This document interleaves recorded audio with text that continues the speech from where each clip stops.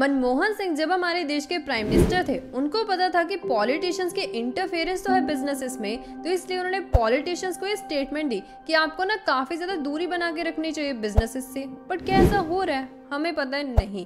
हम लोग जानते हैं कि किसी ना किसी न्यूज से ही कि पॉलिटिशियंस का कोई ना कोई संबंध तो है बिजनेसेस से, बट वो क्या है वो हम सब लोगों को नहीं पता। और इनफैक्ट क्या आप लोग ये बात जानते हो कि विजय माल्या एक पॉलिटिशियन थे? नहीं। तो आज की वीडियो काफी ज्यादा इंटरेस्टिंग होने वाली है, वीडियो को एंड तक जरूर देखना। अब हम वीडियो को स्टार्ट करते हैं। सबसे पहले हम जानते हैं कि पहला संबंध क्या है। ये स्टार्टिंग होती है 1991 में, जब हमारे देश में आया था लिबरलाइजेशन, जिसमें हमारे देश की सरकार ने बोला था कि प्राइवेट कंपनीज पब्लिक सेक्टर्स में काम कर सकती हैं। जो हमने रिस्ट्रिक्शंस लगाई थी प्राइवेट कंपनीज पर, वो हम कम कर देंगे। फॉरेन इन्वेस्टर्स हमारे देश में इन्वेस्टमेंट कर सकते हैं। तो उस टाइम पर काफी सारे बिजनेसमैन ने ना राज्यसभा में एंट्री लेनी शुरू कर दी, राज्यसभा के मेंबर बनने लग गए। अब इससे क्या ही फर्क पड़ता है? फर्क पड़ता है क्योंकि पार्लियामेंट पे काफी सारे बिल्स एंड लॉस पास किए जाते हैं जिसमें बिजनेसमैन मेंबर्स होते हैं। तो इससे बिजनेसमैन को पहले से ही पॉलिसीज और बिल्स की इंफॉर्मेशन मिल जाती है, जिसका फायदा कुछ बिजनेसमैन पॉजिटिव तरीके से लेते हैं और कुछ नेगेटिव तरीके से, जिसमें हमारे पास सबसे बड़ी उदाहरण है विजय माल्या। हम सब लोगों को पता है कि उसने अलग अलग बैंक से क्यूमुलेटिव लोन लिया था, जो था 11,400 करोड़, जिसका लोन वो पे ना कर पाया और लंदन भाग गया।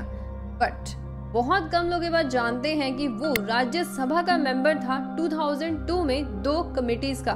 पहली कमिटी है कंसल्टेटिव कमेटी, जो कि मिनिस्ट्री ऑफ सिविल एविएशन के लिए है। दूसरी है स्टैंडिंग कमेटी, जो कि कॉमर्स के ऊपर है, जिसमें उसका मेन काम ये होता था कि जो भी बिल्स मिनिस्ट्री बनाती है उसकी इंफॉर्मेशन के बारे में जानना और उस अकॉर्डिंग पॉलिसीज को देखना।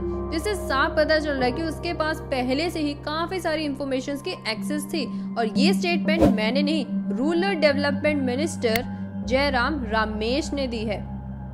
ये तो एक पहला किस्सा मैंने आपको बताया है। दूसरा किस्सा में ये है जिसमें अलग अलग पॉलिटिकल पार्टीज एमपीज बनाती हैं रिच बिजनेसमैन को, ना कि उनके पॉलिटिकल मेंबर्स को।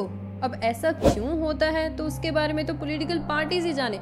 जैसे कि बीजेपी का एक एमपी था जो कि एक बिजनेसमैन था, जिसका नाम है चरण गुप्ता। उसका एक बिजनेस था बीडी बैरन का।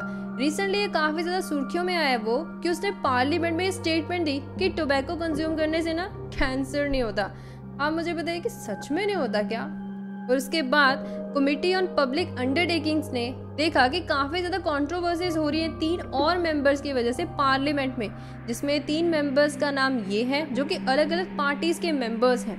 वो क्या कर रहे हैं? अपनी पोजीशन का इस्तेमाल कर रहे हैं अपने बिजनेस को चलाने के लिए। तो इससे हमें साफ पता चल रहा है कि बिजनेसमैन और पॉलिटिशियंस का आपस में कोई ना कोई रिश्ता तो जरूर है। तीसरा केस इससे भी ज्यादा इंटरेस्टिंग है। इसमें बिजनेसमैन अपने फायदे के लिए सरकार को पैसे देते हैं कि जब भी वो नई पॉलिसी लाएं, उन पॉलिसी में चेंजेस उनके फेवर में होने चाहिए, जिसे हम बोलते हैं लॉबिंग करना, मतलब कि गवर्नमेंट को इन्फ्लुएंस करना। लॉबिंग करना इंडिया में लीगल नहीं है, बट इलीगल भी नहीं है यदि हम उसको कानून के दायरे में रहते हुए कर रहे हैं। आपको पता है यूके, यूएस, ऑस्ट्रेलिया जैसी कंट्रीज में लॉबिंग करना लीगल है।